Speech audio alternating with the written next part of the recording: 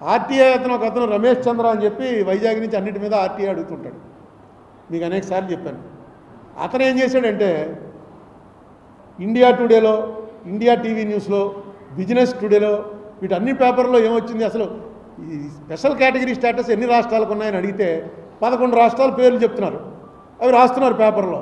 ఆ 11 రాష్ట్రాల్లో ఆఖరి రాష్ట్రం తెలంగాణ అని ఉంది. ఇదేంటో తెలంగాణకి స్పెషల్ కేటగిరీ స్టేటస్ ఎప్పుడు ఇచ్చారని అతను నీతి ఆయోగ్కో లెటర్ రాశాడు. 25/6/24 నాడు, అంటే మొన్న జూన్ 25 నాడు నీతి ఆయోగ్ రిప్లై ఇచ్చింది. 11 రాష్ట్రాలకు ఉంది, తెలంగాణకు కూడా ఉంది అని. ఇది ఏంటో మనకు ఎవరికి అర్థం అవ్వట్లేదు. నీతి ఆయోగ్ రిప్లై పేపర్లో అంటే మీరు స్లిప్ అవ్వచ్చు. నీతి ఆయోగ్ వాళ్ళు ఆర్టీఐ కింద అడిగితే రిప్లైలో 11 రాష్ట్రాల్లో తెలంగాణ కూడా ఉందని నాకు ఎప్పటివరకు తెలియదు న్యూస్. ఇది నిజంగా ఏమైనా జరిగిందా, లేకపోతే నీతి ఆయోగ్ ఎందుకు రాస్తుంది స్పెషల్ కేటగిరీ స్టేటస్ అని? ఇది ఒక ఇష్యూ కూడా ఒక్కసారి ప్రభుత్వాలు చెక్ చేసుకోండి. మూడోది, మహారాష్ట్రకు చెందినటువంటి ఓట్ ఫర్ డెమోక్రసీ అనేది ఒక రిపోర్ట్ ఇచ్చింది. ఆ రిపోర్ట్ ప్రకారం 12.54% ఏపీలో ఎక్కువ ఓట్లు లెక్కెట్టారని, పోలైన ఓట్లకి లెక్కెట్టిన ఓట్లకి 12.54% ఎక్కువని. 12.54 అంటే చిన్న విషయం కాదు. అలాగే పక్కనున్న ఒరిస్సాలో 12.48 ఎక్కువ లెక్కెట్టారు అని అతను ఒక పెద్ద లిస్ట్ ఇచ్చారు. వాడు ఎవరి ఓట్ ఫర్ డెమోక్రసీ ఇది ఫుల్ సర్క్యులేట్ అవుతుంది. ఇది అబద్ధం అయితే వెంటనే దాన్ని బ్యాన్ చేయాలి, వెంటనే చర్య తీసుకోవాలి. ఆంధ్రాలో 12.54 ఎక్కువ పెట్టారని చెప్పి అంటుంటే చంద్రబాబు నాయుడు గారు ఇందులో ఎక్స్పర్ట్. ఎందుకంటే ఫస్ట్ ఆయన ఈవీఎంలు తప్పు అని చెప్పింది ఆయనే. ఆయన దీన్ని క్లియర్ చేయవలసినటువంటి అవసరం ఉంది. లేదా ఓట్ ఫర్ డెమోక్రసీ వాడు బోగస్ వాడు ఉత్తినే ఏవో పెడుతుంటాడు. నేను చూశాను వాళ్ళ పేర్లు, అందులో ఎవరెవరు ఉన్నారని. వాళ్ళంతా చాలా పెద్ద రిప్యూటెడ్ ఫెలోసే. మరి ఎందుకు అలా పెడుతున్నారు అని. ఇంకో విషయం, నిన్న బాలినేని అతను వేసినటువంటి పిటిషన్లో ఇప్పుడే దేశాయ్ గారు పంపారు నాకు. దేశాయ్ గారు పంపిన దాని ప్రకారం చీఫ్ ఎలక్టోరల్ ఆఫీస్ మీనా గారు 26/6/2024 నాడు ఒకటి ఇచ్చారు. అది అందరికీ కూడా తిరుగుతోంది, మీకు కావాలంటే పెడతాను నేను. దాంట్లో ఆయన చీఫ్ ఎలక్షన్ ఆఫీసరు ఆయన ఏమి ఇచ్చాడు, ఇవన్నీ కూడా కౌంటింగ్ అయిన 10 రోజుల్లో మొత్తం డిస్ట్రాయ్ చేయమన్నారు. అప్పుడే 20 రోజులు అయింది, 26వ తారీఖుని ఇచ్చాడు ఆయన. అప్పుడే 20 రోజులు అయింది, ఇంకా ఎందుకు డిస్ట్రాయ్ చేయలేదు, వెంటనే అన్నీ డిస్ట్రాయ్ చేయండి అని చెప్పి ఆయన ఇచ్చాడు. అది పంపిస్తే అది చూసి నేను ఆశ్చర్యపోయి దేశాయ్ గారిని అడిగాను, ఇదేంటండి బాబు అని. వెంటనే దేశాయ్ గారు యాక్ట్ తీసి పంపించాడు. Section 81 of the representatives of people act. ఇప్పుడు అదే ఇక్కడ వచ్చి కూర్చుని రాసుకున్నది ఆయన ఇందులో పంపించాడు వాట్సాప్లో. దాని ప్రకారం 45 రోజుల వరకు అది సురక్షితంగా పెట్టుంచాలి. ఎందుకంటే ఎలక్షన్ పిటిషన్ ఎవడన్నా వేస్తాడేమో, ఎలక్షన్ పిటిషన్ వేసేటప్పటికి అన్నీ కూడా సురక్షితంగా ఉండాలి. 45 డేస్ టైం ఇచ్చింది యాక్ట్. మీకు గుర్తుందా, జక్కంపూడి రామ్మోహన్ రావు గెలిచినప్పుడు వడ్డీ వీరభద్రరావు కోర్టుకు వెళ్ళాడు. కోర్టుకు వెళ్తే అన్నాళ్ళు పట్టింది, 3 ఏళ్ల తర్వాత కౌంటింగ్ చేశారు. 3 ఏళ్ళ ఆయన 45 డేస్ కాలదోషం పట్టకుండా కోర్టుకు వెళ్ళిపోయాడు.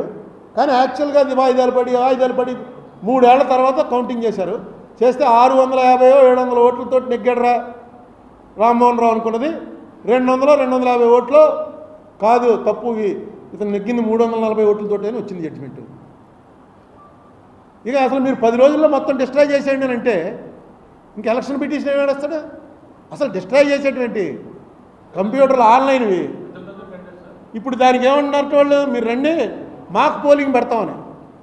మాక్ పోలింగ్ అంటే మనందరం వెళ్ళి ఇక్కడేమో చెప్పాలి, మేము ఇదిగోనండి మేము సైకిల్కి కొడుతున్నాం, మేమేమో ఫ్యాన్కి కొడుతున్నాం అని రాసుకుంటారు. అక్కడికి వెళ్ళి మనం సైకిల్కి ఫ్యాన్కి కొట్టాలి, చూపిస్తారు. ఇక చూడండి మీరు చెప్పినట్లు 12 మంది సైకిల్కి కొడతా ఉన్నారు, 12 వచ్చాయి. 80 మందికి ఫ్యాన్కి కొడతా ఉన్నారు, 8 వచ్చాయి. ఇది చేస్తారట పిలిచి మాక్ పోలింగ్ అని. ఇప్పుడు మాక్ పోలింగ్ అంటే అది ఇంకేముంది, మాక్ పోలింగ్ కూడా కావాలండి. ఆవేళ పోలింగ్ అయింది కావాలి. కానీ ఆ చిన్న స్లిప్పులు వస్తాయి. ఆ స్లిప్పులు ఎందుకు, ఇలాంటి కంటింజెన్సీకే, ఇలాంటిది ఏమైనా వచ్చినప్పుడు స్లిప్పులు లెక్కడానికి. ఆ స్లిప్పులు అన్నీ డిస్ట్రాయ్ చేసేసారట.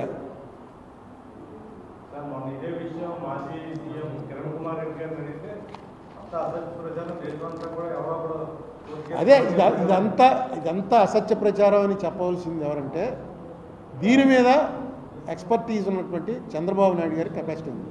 ఎందుకంటే ఆయన ఇంతకుముందు కంటెస్ట్ చేశారు. పాపం ఆయన ఎవరినో ఒక ఆయన్ని అరెస్ట్ చేసి జైల్లో కూడా పెట్టారు.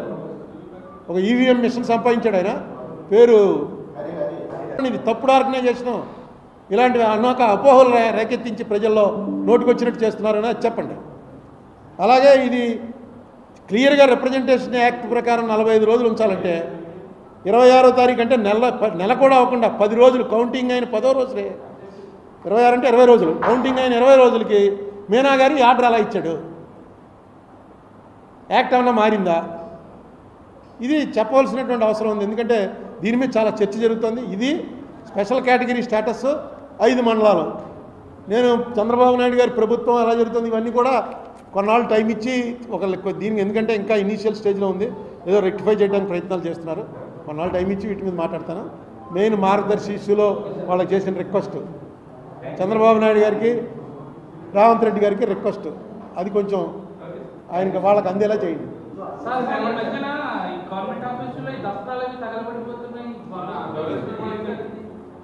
ఇదేదో కొత్త పెచ్చకోలేదు, ఆయన ఎప్పుడు వినలేదు. మరి దస్త్రాలు తగలబెట్టేయడం అదేని, అసలు దస్త్రాలు ఏమి ఉంచట్లేదు, అన్నీ కూడా కంప్యూటర్లో లోడ్ చేసేస్తున్నారు. ఇప్పుడు చంద్రబాబు నాయుడు గారు వచ్చాక తగలబెట్టారు కదా, అంతకుముందు ఏదో కోర్టులో తగలబెట్టేశారన్నారు, కోర్టులో దస్త్రాలు ఈ నెల్లూరులో. ఇప్పుడేమో చంద్రబాబు నాయుడు గారు వచ్చాక యాక్షన్ తీసుకుంటారు, తీసుకోమనండి. తప్పు ఏ కాగితం తగలేయకూడదని అంటే రూల్ ఏమంటుంది, లేకపోతే తగలేసే టైం వచ్చినప్పుడు ఏదో ఈ పద్ధతి ప్రకారం ఇంతమంది ఉండి తగలేయాలి